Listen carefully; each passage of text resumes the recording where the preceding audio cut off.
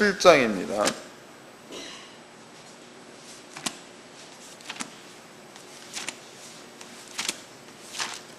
창세기 7장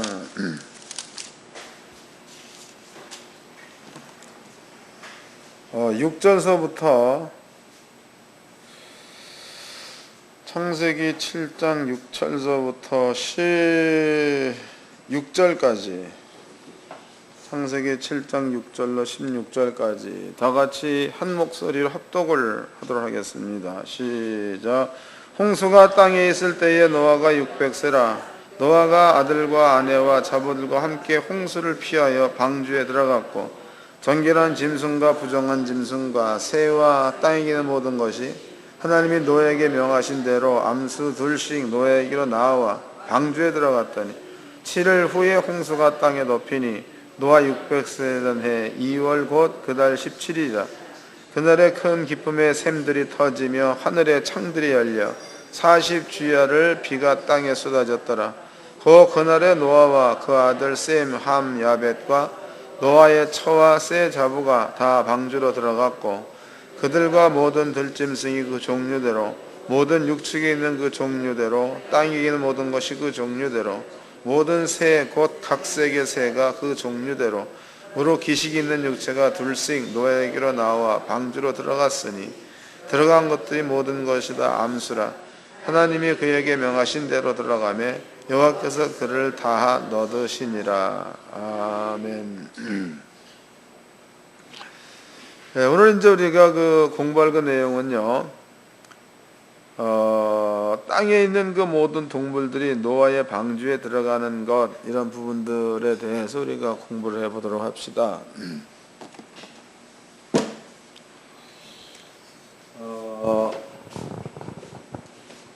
저번 시간에 우리가 공부한 그 내용은 노아의 방주의 크기에 대해서 공부를 했습니다. 그래서 이제 가로가 대략 136m, 그러면 이제 세로가 대략 한 50m, 높이다 그랬죠. 방주의 높이가 대략 한 30m 정도. 이렇게 이제 우리가 저번 시간에 공부를 했습니다. 이게 맞나? 계산 다시 해봐야 되겠네. 보겠습니다. 6장 15절 읽겠습니다. 그 방주의 제도는 이러하니 장이 300규빗, 광이 50규빗, 고가 30규빗. 이게 장이 300규빗이네. 고가 50규빗. 그다음에 이제 광이 30규빗. 여기에다가 45.6cm를 곱하면 되겠죠. 45.6. 이것도 45.6. 그러면 이게 3, 6, 18, 3, 5, 15, 3, 4, 12. 그럼 136.8m 정도. 그러면 이제 5, 6, 30, 5, 25, 5, 4, 20. 그러면은 20.8m네, 이거. 20.8m. 높이는 3, 6, 18, 3, 5, 15, 3, 4, 12, 13.6m. 13.6m 정도. 이게 이제 그 방주의 크기입니다. 그런데 이제, 지금 7장 말씀에서는 정암 짐승만 얘기했죠. 암수 두 쌍. 그런데 거기에 그 6장 말씀에 보면은요, 부정한 것은 7쌍, 정한 것은 2쌍, 이렇게 기록되어 있습니다. 읽어보겠습니다.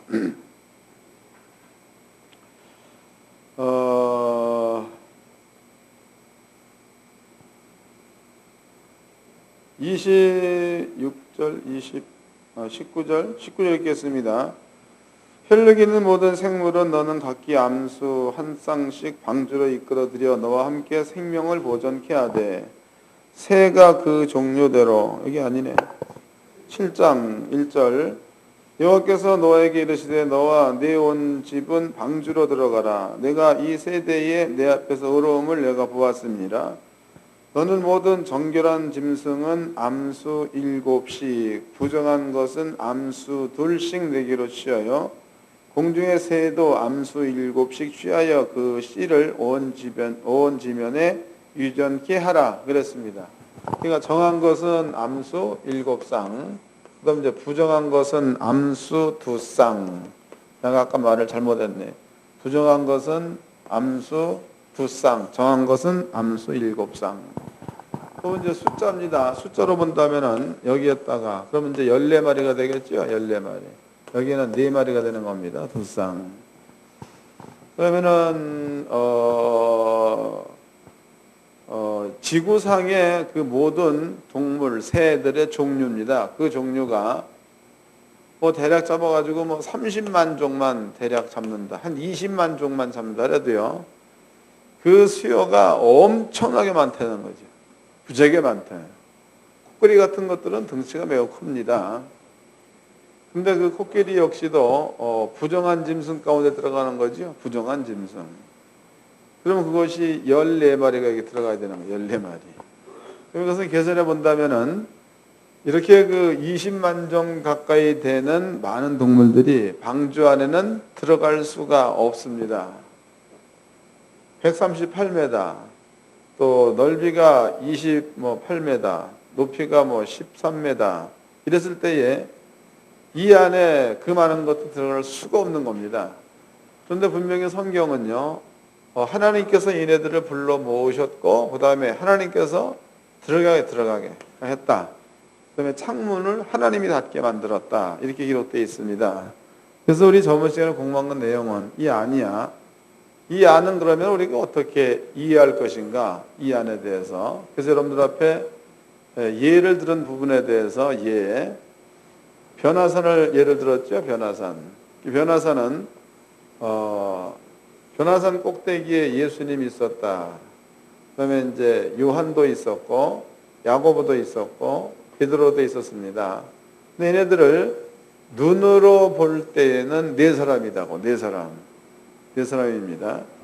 그럼 이제 변화산 꼭대기로 본다면은 네 사람 정도 올라갔다.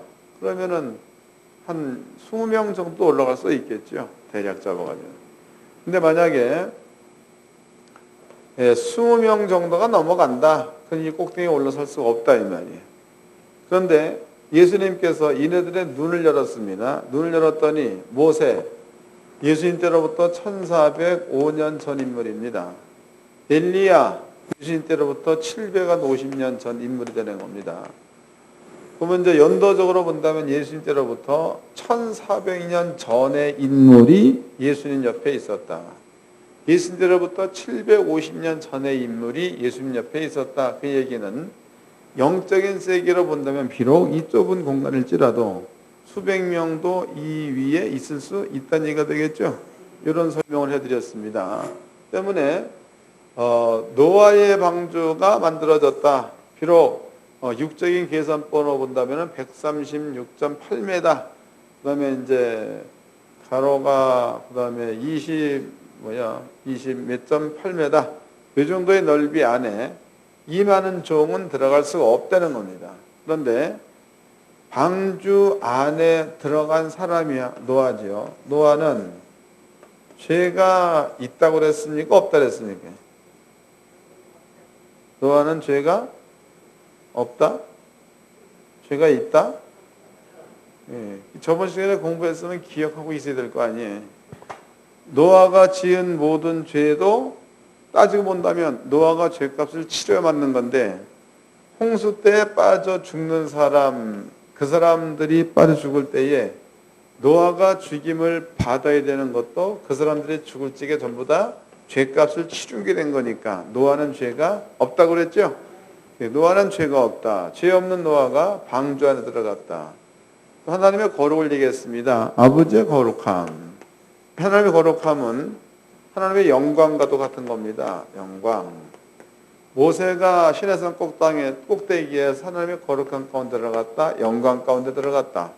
예수님 역시도 변화산에서 아버지 영광 가운데 들어갔다. 이랬을 때에 그 영광의 세계에는 비록 136.8m로 사람이 보기에는 한정된 공간이지만 그 영광의 세계에서는 136.8m가 1억 3,600만 킬로미터 될 수 있다는 얘기. 저번 시간에 해드렸죠. 그러므로 그 시간대 안에서는 이 많은 짐승을 전부 다 집어넣는다 해도 다 들어가고도 공간이 남는다는 거. 음식입니다. 먹을 것도 집어넣으라 그랬습니다. 모든 동물들이 먹을 음식도 여기다가 실으라 그랬단 말이에요. 그 음식 역시도 하나님의 거룩함 가운데서 영원, 그러니까 오병이어의 기적을 여러분들은 아시죠? 예수님의 소나기에서 물고기 2마리와 보리떡 5개, 이것을 띄워주었더니 5,000명 먹고 12광주를 거두었다. 이것과 같은 원리가 방주 안에서는 일어날 수 있다는 거. 그래서 저번 시간에는요, 이런 부분에 대해서 여러분께 설명을 해드렸습니다. 이런 부분에 대해서. 자, 이제는 신약 성경에 대해서 설명을 좀 해드리도록 하겠습니다. 신약 성경. 이해를 잘 하셔야 됩니다. 여러분들이 이제 이 말씀, 저번 시간에 공부한 내용이 믿어진다. 이건 믿어야 될 부분이니까 성경은 이해가 아니고 성경은 믿어야 합니다. 그게 무슨 얘기냐면, 홍해가 반으로 갈라졌다. 홍해. 그러면은 홍해가 반으로 갈라졌다는 것은요, 사람들이 공부하는 지식의 세계에서는 이 말이 이게 맞지 않는 겁니다. 이게 안 맞는 거다고. 근데 성경은 하나님께서 홍해를 반으로 갈랐다. 그랬단 말이죠. 그러면 사람들은 지식의 세계에서는 이해가 안 되고 신의 세계에서는 할 수 있다. 그렇기 때문에 믿음이라는 게 필요하다는 거죠. 이해가 되시나요? 노아의 홍수도 마찬가지입니다. 노아의 방주도 사람의 계산법으로 본다면 그 많은 동물이 들어갈 수가 없다. 근데 하나님의 계산법으로 본다면 들어갈 수 있다. 이 부분 역시도 지식으로는 분별이 안 되나, 지식으로서는 말이 안 되는 겁니다. 근데 하나님의 세계에서 본다면 가능한 일이다고. 그러므로 여기 역시에도 믿음이 필요한 겁니다. 믿음. 그러면 신약 성경에서 요것과 똑같은 사건이다고. 지금 노아의 방주지요. 방주에 들어갔던 것과 똑같은 사건이야. 이 사건이 신약 성경에도 그대로 이루어진다는 거예요. 똑같은 게. 그러니까 여러분들이 이 부분들은요, 이해가 아니라 믿어야 될 부분이라는 거죠. 성경 찾아보도록 하겠습니다. 먼저 이제 그 히브리서 2장을 좀 보도록 하겠습니다. 히브리서 2장.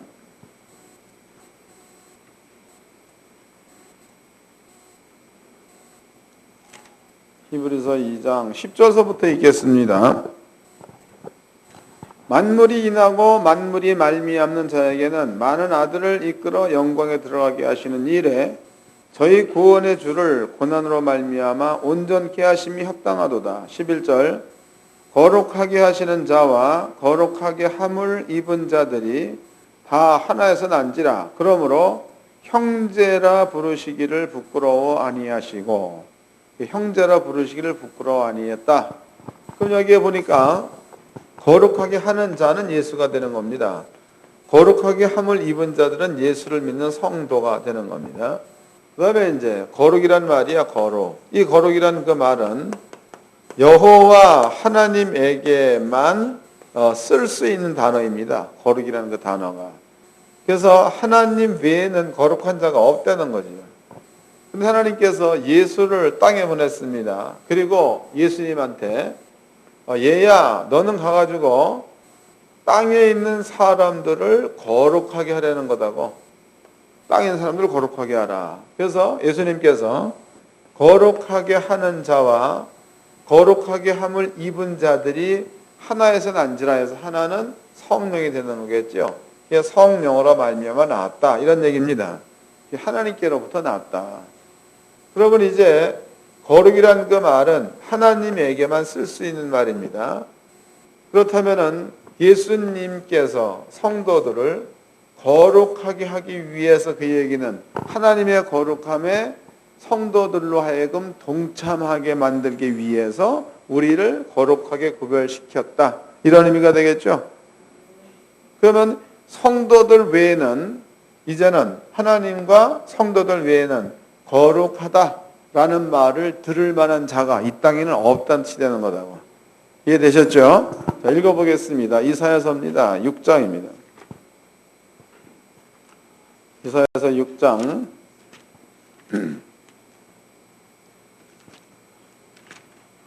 1절서부터 읽겠습니다. 이사야서 6장 1절.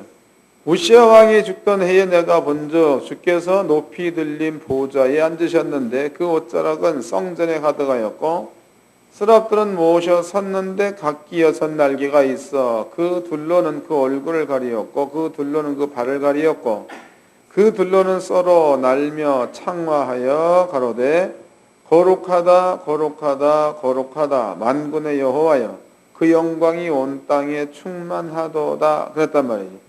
그럼 여기서 이제 천사들이 날면서 하나님을 향하여 거룩하다 이런 노래를 지금 하고 있는 겁니다. 천사들이. 그렇다면은요, 이 거룩하다라는 그 말 가운데에 여호와 외에는 거룩하다라는 말을 들을 수가 없는 거고 여호와 하나님 외에는 하나님의 거룩한 가운데 참여할 만한 사람은 없다는 겁니다. 그런데 이제 하나님께서 선지자 이사야입니다. 이사야를 불러가지고 하나님께서 임재해 계시는 혹은 하나님께서 모든 천사들이 거룩하다라고 얘기한 그 자리야. 그 자리에 선지자 이사야로 하여금 그 자리에 있게 만들었다는 거죠. 이 자리에. 그런데 이사야가 이 자리에 올라갔을 때 이사야의 고백이 하로다 나여 망하게 생겼도다. 나는 입술이 부정한 자다 그랬죠. 그 다음에 나는 죄악 가운데 있는 자다 그랬단 말이죠. 그럼 입술이 부정한 자나 죄악 가운데 있는 자는 하나님의 거룩함 가운데 들어가 버리면 망한다, 죽는다 이런 뜻입니다. 읽어보겠습니다. 5절서부터 읽겠습니다. 5절.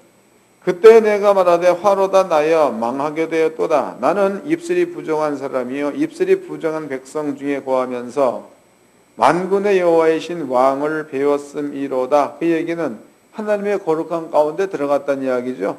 들어갔다. 그럴 때에 이사야의 생각에 나는 죽었다 이게. 왜 죽었느냐? 나는 죄악 가운데 있는 자다. 다시 읽겠습니다. 5절. 그때 내가 말하되 화로다 나여 망하게 되었도다. 나는 입술이 부정한 사람이요 입술이 부정한 백성 중에 거하면서 만국의 여호와이신 왕을 배웠음이로다 그랬다고. 그러니까 이사야는 나는 부정한 사람이다. 나는 죄악 가운데 있는 자다. 그러므로 죄인 된 자로서 하나님의 거룩한 가운데 하나님의 거룩한 보좌 앞에 내가 섰으니까 나는 망한다. 이 얘기는 나는 죽었다. 이런 얘기입니다. 나는 망한다. 난 죽었다. 그 뒷절 읽겠습니다. 6절.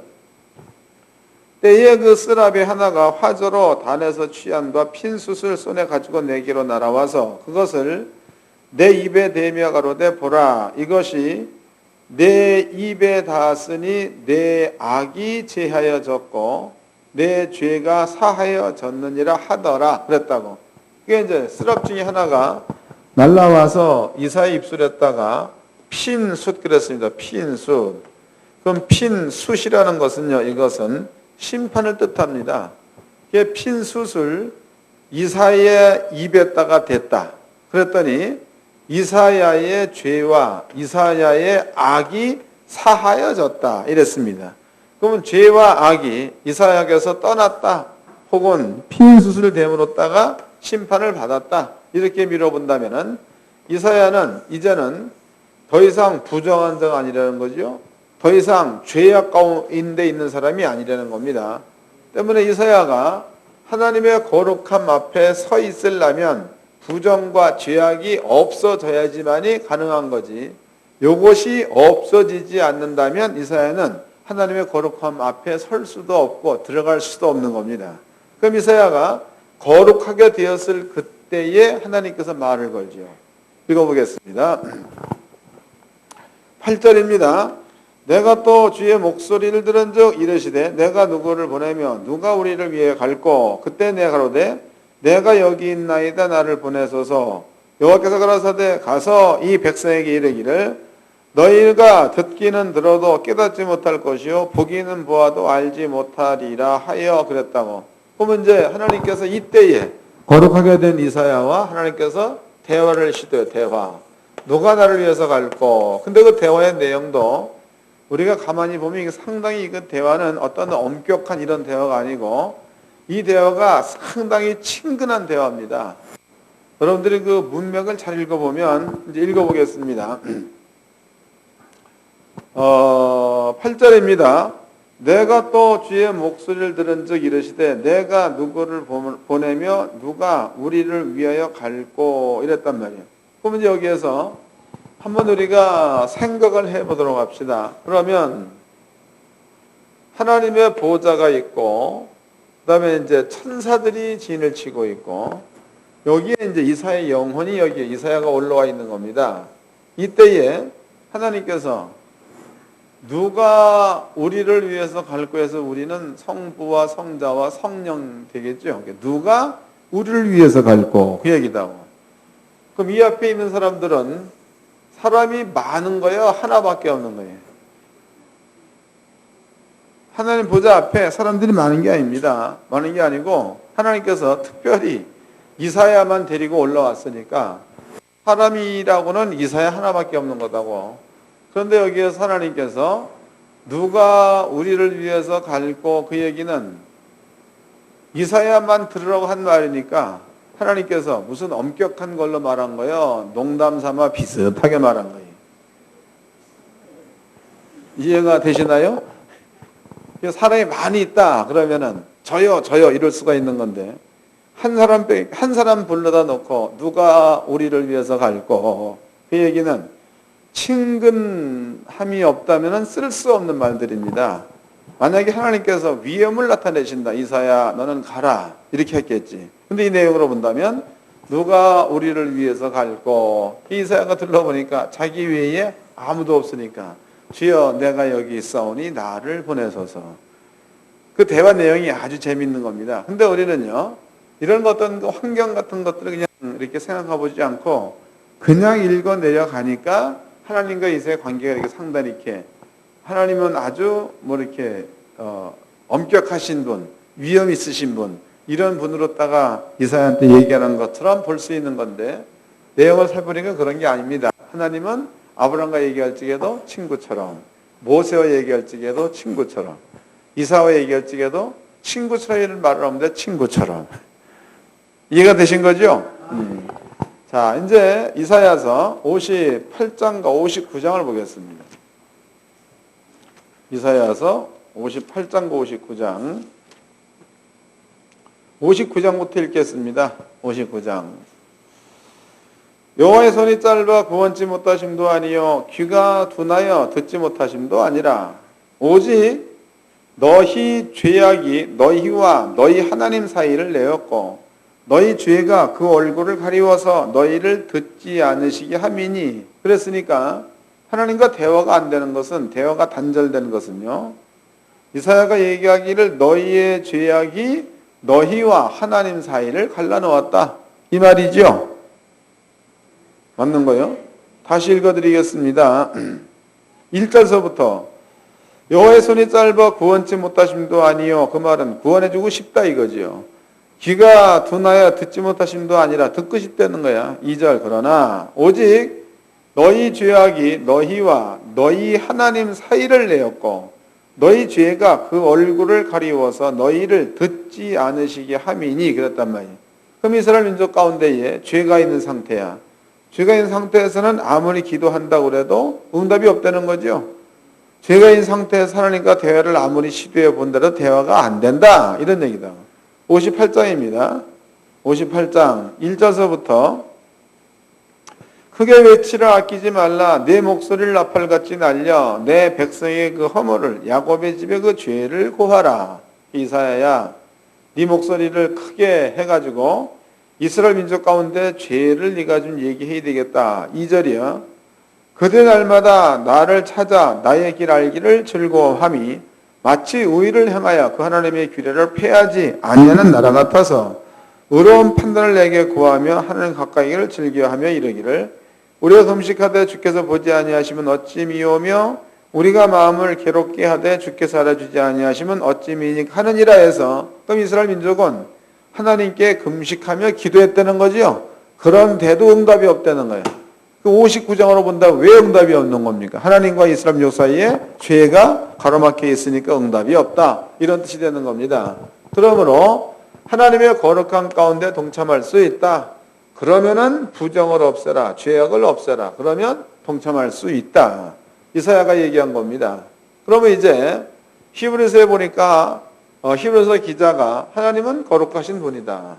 그 하나님께서 예수를 땅에 보내가지고 그 예수로 말미암아 예수를 믿는 성도들을 거룩하게 하셨다.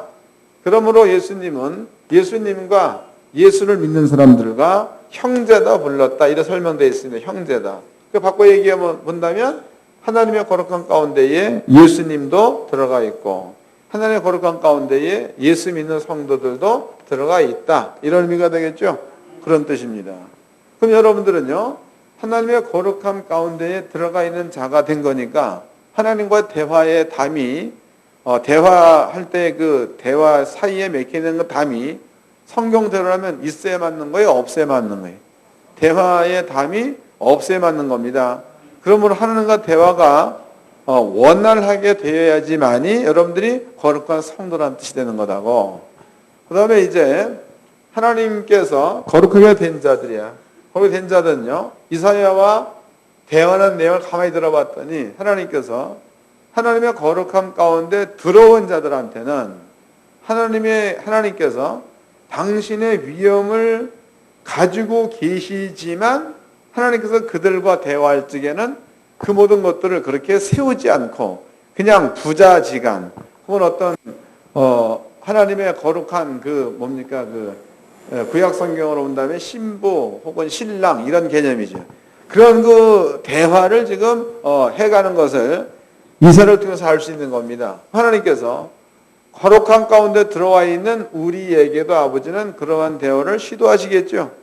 시도한다는 여러분들의 마음 가운데에 하나님은 거룩하다, 하나님 전능하다, 전지하다, 하나님 뭐 무섭다 이런 개념을 버리고 여러분들의 집안에 여러분들의 아버지와 같은 이러한 마음으로 하나님의 거룩한 가운데 거하시기를 주의 이름으로 축원합니다. 감이 잡히죠? 이게 꼭 잘 이해를 하셔가지고 마음 가운데 믿음화 시켜야 되는 부분입니다. 이거 기억해 놓으세요. 자, 그 다음에 요한복음 17장입니다. 이건 예수님께서 승천하시기 전에 한 말이죠. 십자가에 달려 들어가시기 전에 한 말이라고. 요한복음 17장 17절서부터 읽겠습니다. 요한복음 17장 17절 저희를 진리로 거룩하게 하옵소서. 아버지의 말씀은 진리니이다. 그럼 여기에서 저희 그러면 예수님의 제자들이 되는 겁니다.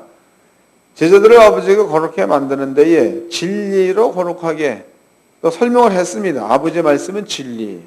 그 다음에 이제 18절 아버지께서 나를 세상에 보내신 것 같이 나도 저희를 세상에 보내었고 또 저희를 위하여 내가 나를 거룩하게 하오니 이는 저희도 진리로 거룩함을 얻게 하려 함이니이다 그랬습니다. 그러면 이제 예수님께서 아버지여 저희를 그러면 예수를 믿는 성도들을 말하는 겁니다. 예수님의 제자들, 하나님 제자들을 진리로 거룩하게 해달라. 그 다음에 하나님의 말씀은 진리니이다 그랬단 말이죠. 이게 바꾸게 본다면 말씀으로 거룩해질 수 있다는 거죠. 말씀으로 거룩해질 수 있다. 이해됐습니까?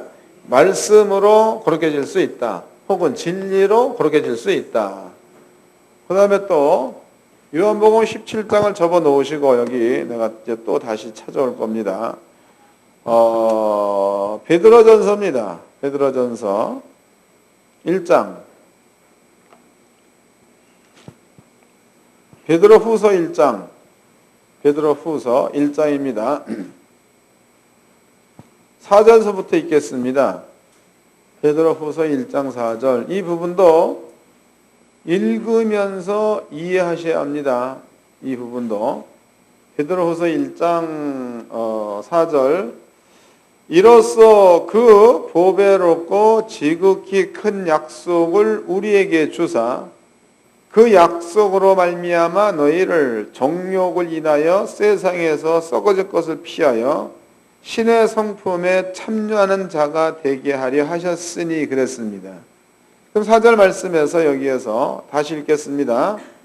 이로써 그 보배롭고 지극히 큰 약속을 우리에게 주사 그 약속으로 말미암아 여기까지 기억해 놓으시고 그 다음에 너희로 정욕을 인하여 세상에서 썩어질 것을 피하여 여기까지는 안 써도 될 말이야.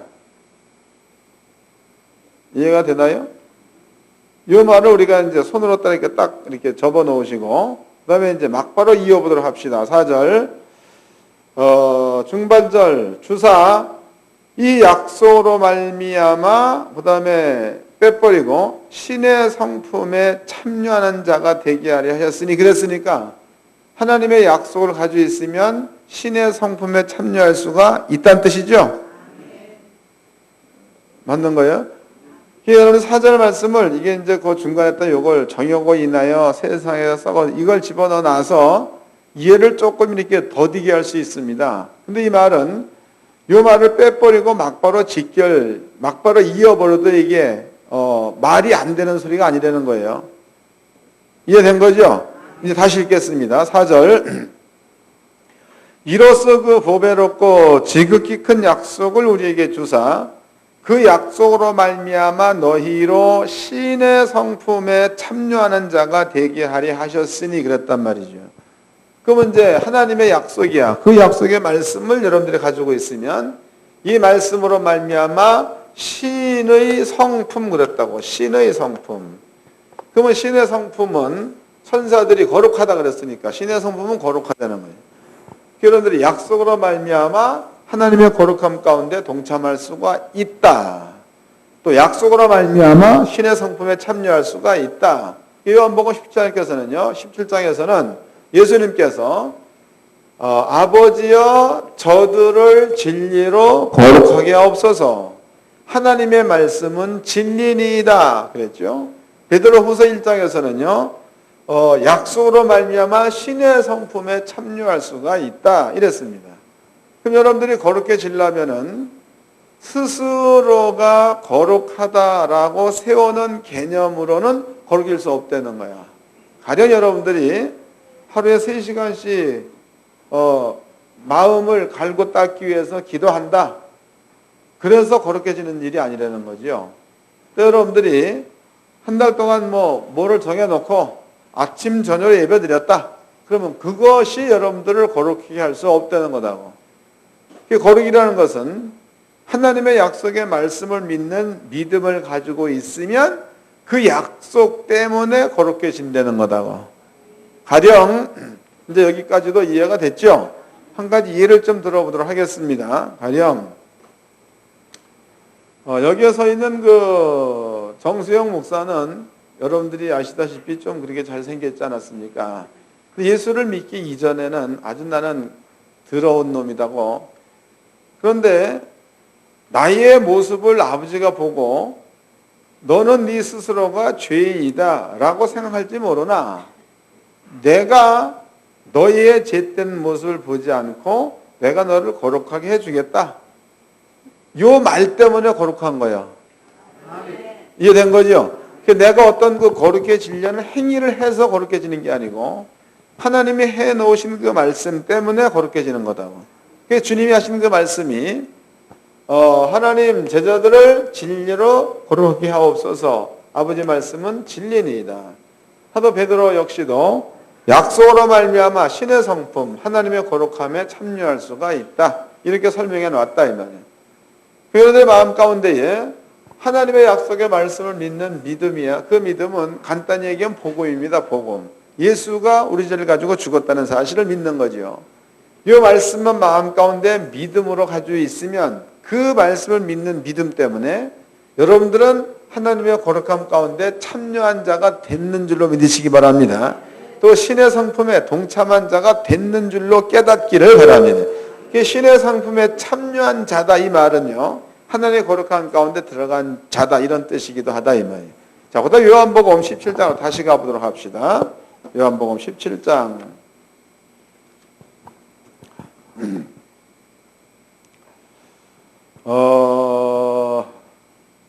22절서부터 읽겠습니다. 요한복음 17장 22절. 내게 주신 영광을 내가 저희에게 주어 싸우니 그랬단 말이에요. 아버지께서 예수에게 준 영광을 예수가 제자한테 주었다는 거예요. 이해됐나요? 여기를 봅시다.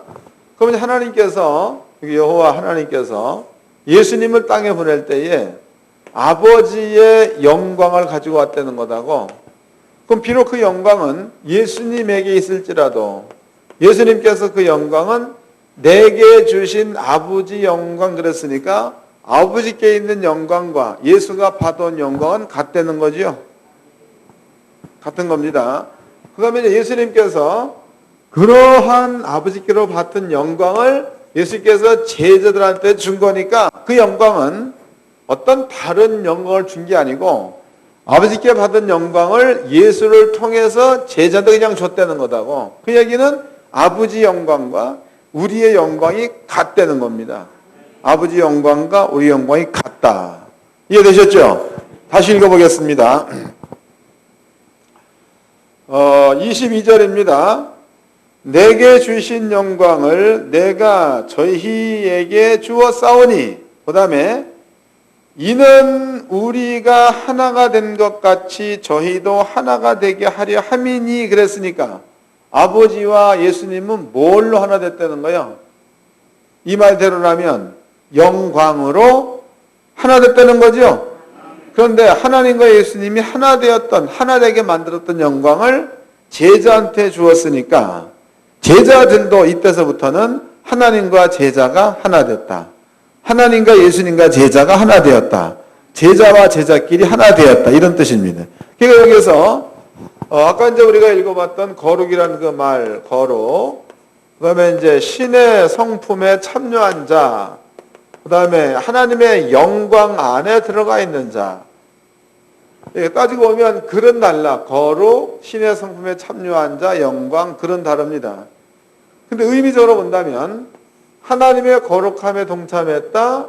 하나님의 성품에 참여했다. 하나님의 영광 안에 들어갔다. 이게 따지면 전부 다 같은 치 되는 거겠죠?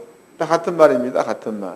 때문에 여러분들은요, 예수를 믿는 믿음을 가지고 있으므로 하나님의 영광 안에 들어간 자가 됐는 줄로 믿으시기를 바랍니다. 영광이에요. 영광. 그 다음에 이제 이 영광을 기억해 놓으세요. 요한계시록을 보겠습니다. 계시록. 요한계시록 20장을 보겠습니다.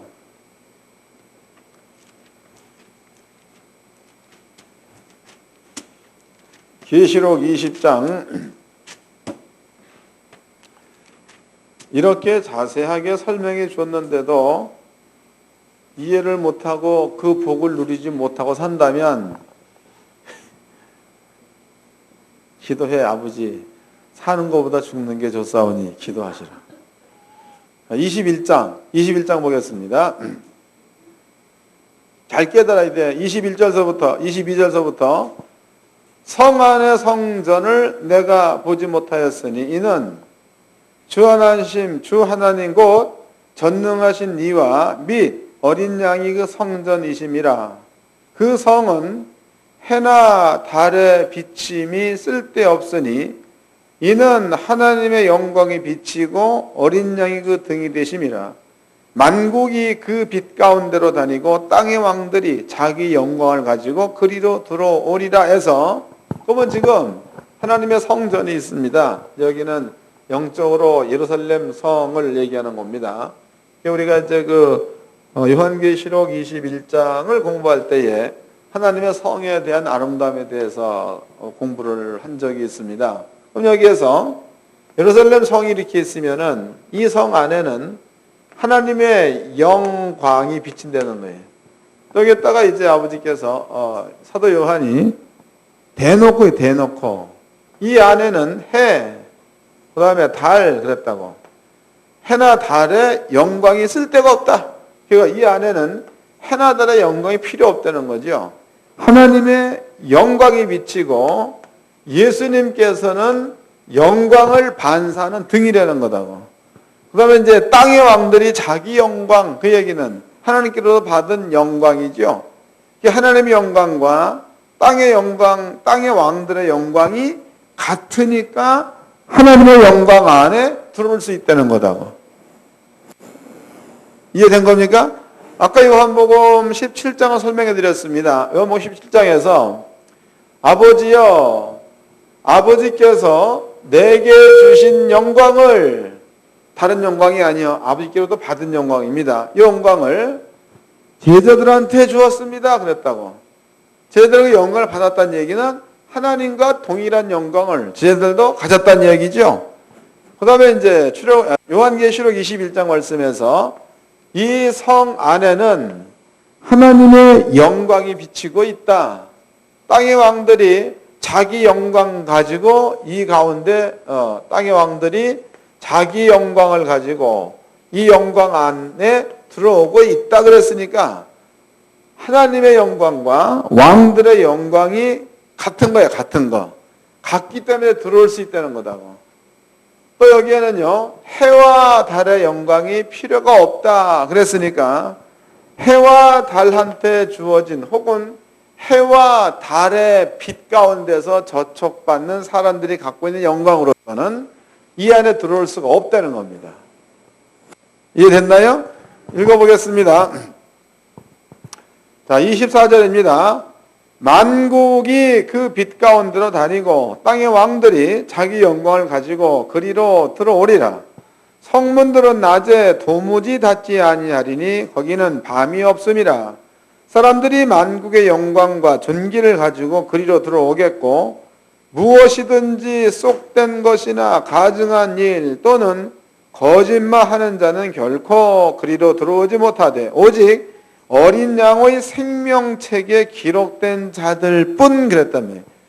그럼 여러분들 예수를 믿는 믿음을 가졌으니까 어린 양의 생명록에 여러분들의 이름이 기록이 되어 있다는 뜻이고, 여러분들의 이름이 생명록에 기록되어 있다는 얘기는 하나님과 동일한 영광을 가졌다는 뜻이 되는 겁니다. 그러면 여러분들이 예수를 믿는 믿음을 가지고 하나님의 거룩함에 동참했다. 예수를 믿는 믿음을 가지고 신의 성품에 참여한 자가 되었다. 예수를 믿는 믿음을 가지고 하나님과 동일한 영광을 가진 자가 되었다. 그러면 여러분들은요, 이름이 생명록에 기록된 자라는 거지요. 생명록에 기록된 자. 이 말은 아버지 나라 주민등록증이 있다 그 말이라고. 그러니까 외국 가면 우리나라 주민이 필요 없는 거 아니에요. 북한에 가도 필요 없는 겁니다. 우리나라에서만 주민등록증이 필요한 거다고. 여기에서도 하나님의 생명록에 하나님의 영광을 받은 자들은 하나님의 생명록에 그 이름이 기록되어져 있다. 이렇게 말했습니다. 현재 말씀은 이제 정리해 보도록 하죠. 그러면 요한복음 이야기라든가 히브리서 이야기라든가 베드로 후서 얘기라든가 이 얘기들은요, 죽은 자를 향해 쓰고 있는 말이 아니다고. 죽은 자를 위해서. 그 말이 아니고 산 자를 위해서 쓰고 있는 말입니다. 그래서 산 자라는 것은요, 예수님 때에도 제자, 믿는 자라는 거죠. 그 다음에 이제 사도 베드로 같은 경우에도 약속을 믿음으로 신의 성품에 참여한 자가 될 수 있다 그랬으니까 이건 역시도 현재 살아있는 제자들을 말하는 겁니다. 그 다음에 이제 요한계시록 같은 경우에는요, 어떤 그 마지막 때 되어진 상태를 보는 게 아니고 요한계시록이 현재의 성도들이 처해 있는 장면을 지금 보고 있는 거예요. 21장 같은 경우에. 뭔 얘기인지 이해가 되시나? 설명을 좀 해드리겠습니다. 걔가 계시록서 다시 들으셔. 계시록 21장 같은 경우에 하늘로부터 내려온 새 예루살렘 성을 얘기합니다. 그런데 여기에서 해나 달의 비침이 쓸데가 없다 그랬다고. 해나 달의 비침이 쓸데없다. 거기는 하나님의 영광이 있고 만국의 백성들이 하나님의 영광 가운데로 들어온다. 그 얘기는요, 현재의 우리가 살고 있는 이 세상 가운데서 여러분들이 이처럼 요한복음이나 베드로 후서에나 기록되어 있는 그 하나님의 영광이 예수가 줬으니까 우리한테 있는 거다고. 있는 여러분들은 그 영광을 가지고 하나님의 영광 가운데 들어갔다. 이런 표현이 되는 겁니다. 그 다음에 이제 그것은 간단히 얘기하면 성령 안이 되는 겁니다. 성령 안. 이해되셨죠?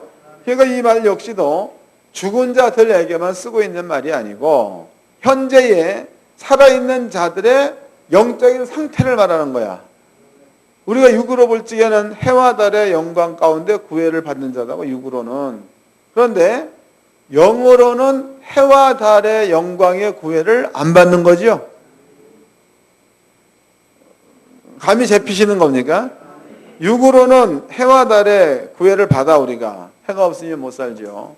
그러나 영적으로 본다면 해와 달의 비침이 쓸데없다. 그거 없어도 하나님의 영광 안에서 우리는 살 수 있다는 겁니다. 그 사도 요한이 보고 있는 것은요, 현재에 살아서 움직이는 성도들의 영적인 상태를 보고 있는 거다고. 그 영적인 상태가 예수를 믿는 자들은 하나님의 영광 안에 다니고 있는 자다. 또 요한계시록 4장이에요. 4장. 4장에도 보면 그 입에서 좌우에 날선 검이 나오고 그 허리는 빛난 주석 같은 이가 가라사대 그랬죠. 고기를 읽어보도록 하자고. 계시록입니다. 요한계시록 1장 11절서부터 읽겠습니다. 요한계시록 1장 11절 가로되 너 보는 것을 책에 써서 에베소, 서모나, 버가모, 두아디라, 사데, 빌라델비아, 라오디게아 7교회에 보내라 하시기로 그랬단 말이에요. 그럼 여기에 이제 교회는 7교회야. 라오디게아, 빌라델비아, 이렇게 7교회입니다. 그런데 이 사도 요한이 얘기한 7교회가 여러분들이 지금 소아시아 지역에 가보면 여기 이제 7교회에 대한 그 사진도 언젠가 우리 연구원에서 달력을 한번 이렇게 해서 만들어낸 적이 있는 것 같습니다. 근데 그 사진을 보면 7교회가 전부가 다 망가져서 다 폐허가 됐답니다. 그래서 에베소 교회의 교회에 터만 남아있다고. 기둥만 있는 거고. 그러면은 사도 요한이 이 글을 쓸 때는 AD 98년경입니다. 98년경에 이 글을 썼는데 그때는 이 교회들이 전부가 다 이렇게 성행했겠죠. 에베소 교회도 버가모 교회도 서머나 교회도 성행했을 거다고. 근데 그로부터 한 2000년 지난 오늘날에는요, 이 교회가 있는 교회가 하나도 없어요. 그럼 우리가 이것을 볼 때 그냥 눈으로 보여지는 건물을 보는 것 같으면 이게 말이 안 돼. 해석이 불가능하다고. 그런데 교회를 얘기할 적에 교회 성경에서는요, 건물을 교회라고 안 해. 성경에서는. 이거는 고린도전서 3장 16절 말씀에도 여러분들을 성전 그랬죠. 그게 성도 한 사람 한 사람이 교회입니다. 교회. 그러면 아세아의 7교회라 그러면은요, 성도들 가운데는 성도들 만약에 1000명이 있다. 그럼 1000명 가운데는 라오디게 교회의 성도들과 같은 자들이 있고 1000명 가운데에 또 1000명 가운데는 서모나 교회 같은 성도들이 있고 1000명 가운데는 빌라델비아 교회의 성도 같은 자들이 있다는 거야. 그러니까 한 교회에 100명이 됐건 한 교회에 50명이 됐건 한 교회에 1000명이 됐건 간에 교회 내에 성도들의 그 어떤 영적인 성향이 7종류의 영적인 성향의 성도들이 있다는 얘기죠. 이해된 겁니까? 그러면 이제 이러한 관점에서 지금의 지구상의 인류가 한 60억 가까이 있는데 60억 가운데서 예수를 믿는 사람들 우리가 20억 정도로 잡아보자고. 그럼 20억 명을 7교회로다가 이렇게 분리해 본다면은 20억 명이 7교회에 들어갈 만한 사람들이 다 있다는 거죠. 이해되셨죠? 예, 이제 그 정도만 얘기하자고. 이 교회라는 것은 계시록을 그냥 고지고대로 건물로 본다면 해석이 불가능합니다. 근데 여러분께 설명해 드린 이 방법대로 교회를 본다면은 여기에서도 분리가 가능하다는 거다. 이 무리 가운데서 분리가 가능하다. 그 다음에 또 보겠습니다. 13절입니다. 촛대 사이에 인자 같은 이가 발에 끌리는 옷을 입고 가슴에 금띠를 띠고 그 머리와 털에 희기가 흰 양털 같고 눈 같으며 그의 눈은 불꽃 같고 그의 발은 풀무에 단련된 빛난 주석 같고 그의 음성은 많은 물소리 같으며 그 오른손에는 7별이 있고 그 입에서 좌우에 날선검이 나오고 그 얼굴은 해가 힘있게 비치는 것 같더라. 이게 이제 하나님께서 예수님께 주어진 하나님의 영광이 되는 겁니다. 이해가 되셨죠? 17절 내가 볼 때에 그 발 앞에 엎드려 죽은 자 같이 되매 그가 오른손을 내게 얹고 알아서 드려 말라. 나는 처음이야 나중이다. 그랬다면 그 다음에 이제 2장입니다. 2장 1절 에베소 교회 사자에게 편지하기를 오른손에 7뼈를 붙잡고 7 금촛대 사이를 다니시는 이가 그랬단 말이에요. 그럼 촛대는 뭐예요? 촛대, 7 금촛대. 1장 19절입니다. 그러내 본 것과 이제 있는 일과 장차될 일을 기록하라. 이제 있는 것과 장차될 일. 20절 내 본 것은 내 오른손에 7별의 비밀과 7 금촛대라. 7별은 7교회 사자요. 7 촛대는 7 교회. 7 촛대는 7 교회라는 겁니다. 그러면 이제 교회란 이야기를 아까 이제 대충 설명해 드렸는데요. 아시아의 7교회가 뭐 서머나 교회 같은 그러면 이제 이 지구상에 예수 믿는 사람들이 20억이다. 20억 가운데서 서머나 같은 교회의 무리, 서머나. 그 다음에 또 이제 안디옥 같은 교회의 무리, 이게 무리다 말이에요. 또 이제 빌라델비아 교회 같은 무리, 이래 있다는 거예요. 7종류로 나눠보자고. 그럼 여기에서 이제 아까 풀무에 단련된 빛난 주석 같고 입에서는 좌우에 날선검이 나오고 나는 처음이야 나중 죽어 살아난 자, 그 예수님입니다. 그 예수님께서 7 금촛대 사이를 다닌다는 거야. 7 금촛대 사이를 다니시는 이가 가라사대. 그 예수님은 여기에 서 계신다는 거죠. 여기에 있다는 거예요. 그 여러분 옆에 예수가 있다는 거 없다는 거예요. 이 말 들으면 이딴 치되는 거다.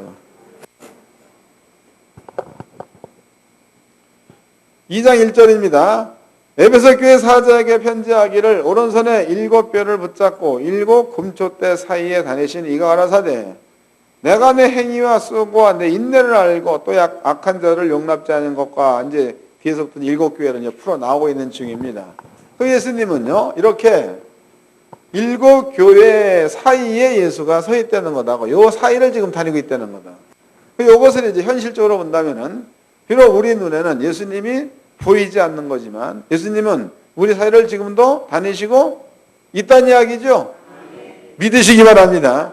그 요한복음 14장 말씀을 보면 내가 가면 보혜사 성령을 너희한테 보내리니 그 뒷절에는 내가 갔다가 다시 와가지고 너희와 함께 하겠다. 그 말은 눈에 보이지 않지만 예수님은 온게 되는 거다고. 때문에 여러분들은요 하나님의 상품에 참여했다. 하나님의 영광 안에 있다. 하나님의 거룩한 가운데 들어가 있다. 이 말은요 지금 여러분들이 있는 그 장소가 하나님과 예수님과 여러분들이 같은 장소에 있는 게 되는 겁니다. 같은 장소. 그 장소는 각이 져 있는 것 같은데 이런 장소로 본다. 각이 졌다는 얘기죠. 내용 한타잖아요. 그런데 하나님께서 말씀하시는 그 장소는 각이 진 장소가 아니라는 거예요. 각이 진 장소가 아니라 하나님께서 말씀하신 그 장소는 각이 없어. 만약에 이제 그 성도들이 하나님 예수님의 제자들이 여기에 한 무리가 있고 또 여기에 한 무리가 있고 여기도 있고 뭐 여기도 있고 이렇다고 쳐보자고. 그러면 이제 하나님 아니라는 것은 이렇게도 될 수도 있는 거고, 이렇게 될 수 있는 거고, 이렇게. 하나님 아니라는 것은. 또 이제 복음을 전해서 여기에다가 두었다. 그럼 하나님이 아니라는 것은 또 이제 이렇게 될 수도 있는 거죠, 이렇게.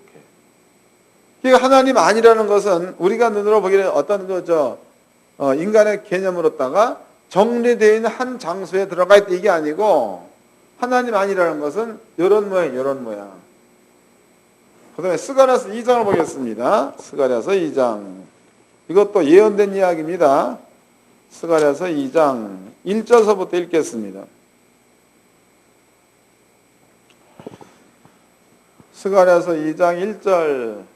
내가 또 눈을 들어본즉 한 사람이 청량줄을 그 손에 잡았기로 내가 어디로 가느냐 물은즉 내게 그가 말하되 예루살렘을 청량하여 그 장광을 보고자 하노라 할 때에 내게 말하는 천사가 나가매 다른 천사가 나와서 그를 맞으며 이르되 너는 달려가서 그 소년에게 고하여 이르기를 예루살렘에 사람이 거하리니 그 가운데 사람과 육축이 많으므로 그것이 성곽 없는 촌락. 그러면 성곽은 눈으로 보이는 거죠. 근데 이게 눈으로 보이는 것이 없는데, 그런데 성곽 없는 촌락 같다 이랬단 말이에요.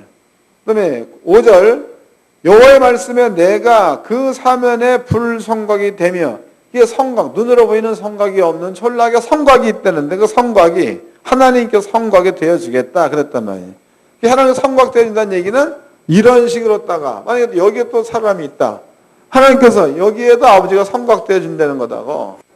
여러분들이 지구상에 20억 정도의 예수를 믿는 사람이 있다 그러면은요, 하나님께서는 그 20억 전체 가운데서 하나님 당신이 성곽이 되어주겠다 그랬으니까 믿음을 가지고 있으면 하나님께서 당신이 성곽된 그 성곽 안에 있는 자가 되는 겁니다.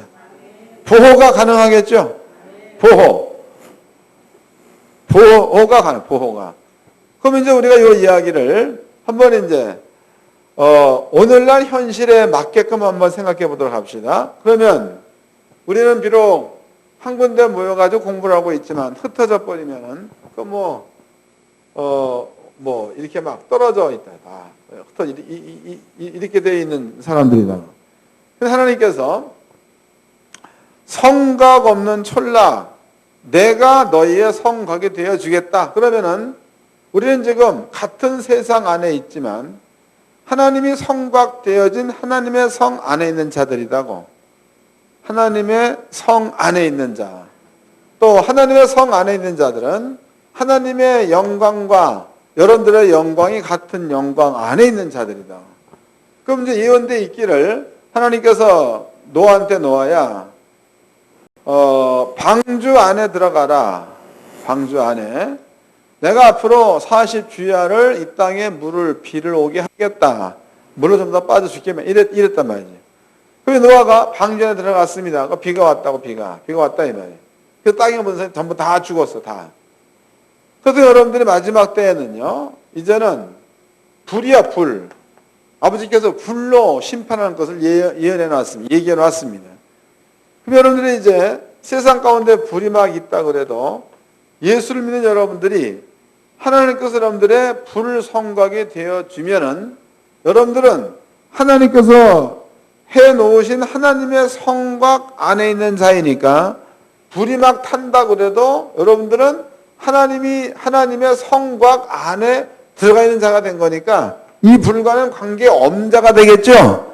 그러니까 비가 와가지고 방주가 물에 떠올라서 물과 상관없이 되는 거나.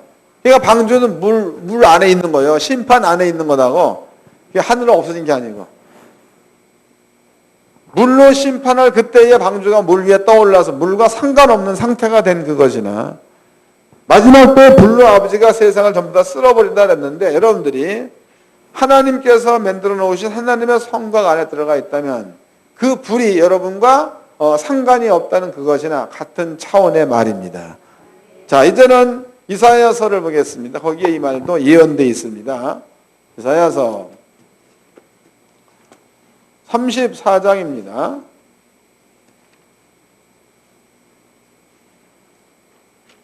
43장, 이사야 43장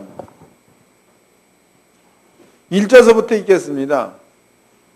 야곱아 너를 창조하신 여호와께서 이제 말씀하시느니라. 이스라엘아 너를 조성하신 자가 이제 말씀하시느니라.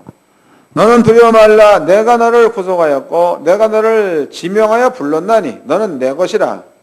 내가 물 가운데로 지날 때에 내가 함께할 것이라.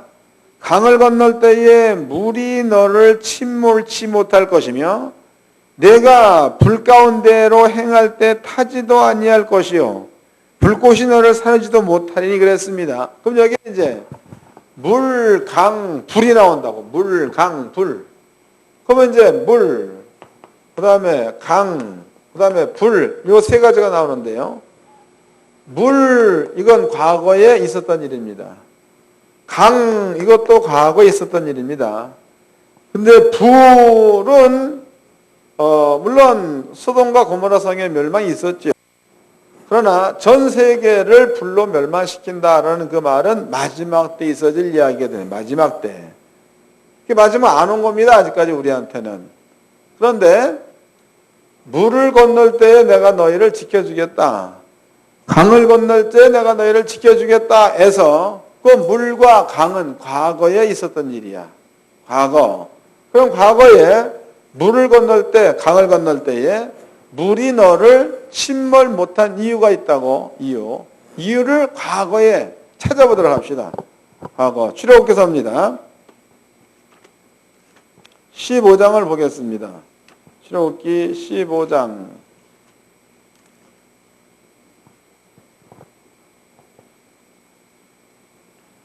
15장 7절서부터 읽겠습니다. 출애굽기 15장 16절서부터. 출애굽기 15장 16절. 놀람과 두려움이 그들에게 미침에 주의 팔이 크물 인하여 그들이 돌같이 고요하여 싸우되 여호와여 주의 백성이 통과하기까지 곧 주의 사신 백성이 통과하기까지 하였나이다. 주께서 백성을 인도하사 그들을 주의 기업의 산에 심으시리다. 여호와여 이는 주의 처소를 삼으시려고 예비한 것이라. 주여 이것이 주의 손으로 세우신 성소로 소이다 그랬단 말이죠. 그래서 여기서 보니까 이스라엘 민족이 홍해를 건널 때에 물이 이스라엘 민족을 침범하지 못했습니다. 왜냐? 이스라엘 민족 자체가 하나님이 거하는 처소다고 그랬죠. 17절 다시 읽겠습니다. 주의 백성을 인도하사 그들을 주의 기업의 산에 심으리이다. 여호와여 이는 주의 처소를 삼으시려고 예비하신 것에서 이는 이스라엘 백성 전체를 말합니다. 그 이스라엘 민족 전체를 하나님은 당신의 처소로 삼겠다는 거죠. 처소. 그럼 하나님의 처소가 된 상태에서 물이나 강은 하나님의 처소를 침범할 수가 없다는 뜻이 되는 거다. 근데 신약 성경에 와가지고 예수님이 우리입니다. 우리가 하나님이 거하시는 처소가 됐다는 거다. 처소. 그러면 당연히 하나님이 우리와 함께하고 하나님이 우리의 불을 성각되어 준다면 마지막 때 불이지요. 불 가운데 우리가 들어간다고 해도 불이 우리를 침범할 수가 없다는 뜻이 되는 겁니다. 다시 읽어보겠습니다.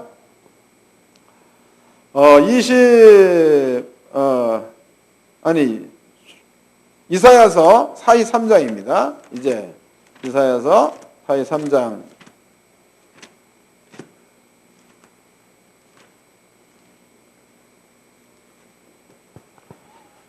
2절서부터 읽겠습니다. 이사야 43장 2절. 내가 물 가운데로 지날 때에 내가 함께할 것이라. 강을 건널 때에 물이 너를 침몰치 못할 것이며. 이해가 되셨죠 이제? 그 다음에 내가 불 가운데로 행할 때 타지도 아니할 것이요 불꽃이 너를 사르지도 못하리니 대저 나는 여호와 네 하나님이요 이스라엘의 거룩한 자요 내 구원자이민이라. 내가 애굽을 내 속량물로 구스와 수바를 너희 대신으로 주었노라. 할렐루야. 지금 하나님께서 우리와 함께한다. 즉 하나님께서 우리를 처소 삼았다. 하나님의 영광으로 우리를 불러들였다. 우리를 거룩하게 했다. 이 전부 다 같은 내용입니다. 때문에 우리가 하나님과 우리가 하나가 되었다. 그러면은 마지막 때 불이 있어도 불이 우리를 태울 수가 없다. 우리를 침범할 수가 없다. 이렇게 성경은 말하고 있는 겁니다. 그 다음에 이제 계시록을 보겠습니다. 요한계시록 15장입니다. 이제 마지막 때에 있어질 사건을 사도 요한이 보고 우리한테 알려준 겁니다. 계시록 15장. 아까 이사야 43장에서 너희가 불 가운데로 지날 때 불이 너를 태우지 못할 거다라는 말이 있습니다. 15장 2절서부터 읽겠습니다. 15장 2절. 또 내가 보니 불이 섞인 유리바다 같은 것이 있고 짐승과 그의 우상과 그의 이름의 수를 이기고 벗어난 자들이 유리바다 가에 서서 하나님의 검은고를 가지고 그랬단 말이에요. 그러니까 지금 짐승과 그 다음에 우상과 그 다음에 그 이름이야. 그 이름들이 여기 보니까 불 섞인 유리바다 안에 있다는 거죠. 짐승과 우상과 이름들이 불 섞인 유리바다 안에 있다는 거야. 성도들은 불 섞인 유리바다를 빠져나왔다는 거다고. 맞는 이야기죠. 다시 읽어보겠습니다. 2절. 또 내가 보니 불이 섞인 유리바다 같은 것이 있고 짐승과 그의 우상과 그의 이름의 수를 이기고 벗어난 자. 그랬으니까 그러면 짐승과 우상과 이름은 불 섞인 유리바다 안에 있다는 거다고. 그 다음에 이기고 벗어난 자들이 유리바다 가에 서서, 그러니까 이기고 벗어난 자들은 유리바다 가에 여기 서가지고 지금 여기에 있다는 거다고. 여기에서 지금 불 섞인 유리바다 안을 보고 있다는 겁니다. 근데 그 안에 짐승도 있고 우상도 있고 이름도 있고, 성도들은 불 섞인 유리바다를 빠져나오고 있고, 그 말이나 이사야 43장 그 말씀이나 전부 다 똑같은 내용이 되는 겁니다. 시기적으로 본다면 이사야서는 BC 1750년경에 쓰여진 겁니다. 그 다음에 요한계시록은 AD 98년에서 약 한 800년 정도의 차이가 있는 겁니다. 그런데 그때 예언해놓은 그 이야기가 800년 후에 사도 요한이 볼 때의 동일한 사건을 그대로 보고 있더라는 거죠. 여러분들은 지금 예수를 믿는 믿음을 갖다는 그 얘기는요, 하나님의 영광에 동참했다 이런 뜻이 되는 거고, 하나님의 거룩한 가운데 들어갔다는 뜻이 되는 거고, 하나님의 불성곽 안에 있는 자다 이런 뜻이 되는 겁니다. 그러므로 여러분들은요, 주의 말씀을 믿는 믿음을 가지고 있다면 하나님께 여러분들을 보호한다는 거예요. 그러면 지금 시대적으로 볼 적에 비 많이 오잖아. 비. 작년과 올해가 다릅니다. 또 이제 호주 같은 나라에는 비가 안 와가지고 짐승들이 막 말라 죽어버리죠. 물을 못 먹어가지고. 알라스카 지역에는 눈이 다 녹아서 초원지가 돼요. 초원. 미국 같은 경우에는 만약 허리케인이나 뭐 이런 것들이 토네이도 막 돌아가지고 한 도시가 쑥밭이 돼버렸죠. 세계 이런 일들이 막 일어나고 있다 이 말이에요. 그런데 그리스도인들이 그런 일들을 보면 줄 알아. 그러니까 성경은 앞으로 닥칠 일을 인하여 저들이 두려워 떨었다 라는 말이다. 그 말은 무슨 얘기냐면 다 알아. 세상 사람 전체가 앞으로 무슨 일이 더 일어날 거다 예측 다 하고 있는 겁니다. 예측은 하고 있으나 피할 길을 모르니까 그래야 두려워 떠는 거예요. 오늘 우리가 예측된 일 이제 뻔히 다 보이는 거 아니에요. 이제는 기후가 이렇게 됐다. 그러면 조금 이따 처처에 기근이 있다. 기근. 근데 기근 오는 게 보이잖아. 기근 오는 게. 그 엄청난 농작물들이 물에 몽땅 잠겨버렸죠. 먹을 게 이제 없어지는 거 아니에요. 벼 같은 거 타면 싹 쓸어버리면 먹을 게 없어지는 거죠. 그럼 벼가 쌀값이 올라갈 거예요. 쌀값이 올라가거든요. 기근이 온다. 그 다음에 이제 처처에 지진이 온다. 지진. 그러면 지진 오는 것은 작년, 재작년 것만 해도 IT라든가 중국 지진이라든가 보이는 겁니다. 그러면 기후변화가 있고 지진이 생긴다. 그 다음에는 뭐가 오겠어요? 이제 식량이 부족될 때가 온다는 이야기죠. 온다는 거예요. 훤히 보여, 훤히 보이는 건데 다른 사람들은 이것을 본다고 그래도 깨달을 수가 없다는 거야. 그걸 예수를 믿는 사람들한테는 아버지가 피할 길을 줬다는 거죠. 약속의 말씀 안에 들어가 있으면 그 약속의 말씀이 여러분들을 거룩하게 하고 약속의 말씀을 여러분들 지켜준다는 겁니다. 그 마지막 때 주의 말씀을 깨닫고 믿는다는 게 얼마나 중요한 거냐. 이게 피할 장소는 딴 데 있는 게 아니라 하나님의 약속의 말씀이 피할 장소인 줄로 믿으시기를 바랍니다. 목사님들은요, 성도들한테 이런 얘기들을 해야 될 때에 지금 전도도 물론 중요하겠죠. 그러나 전도하면서 이미 믿는 자들한테 이런 것들을 확실히 가르쳐줘가지고 그들로 하여금 그 안에 평안하게 머물러 있을 수 있도록 만들어준 이런 것들이 목사들이 해야 될 일입니다.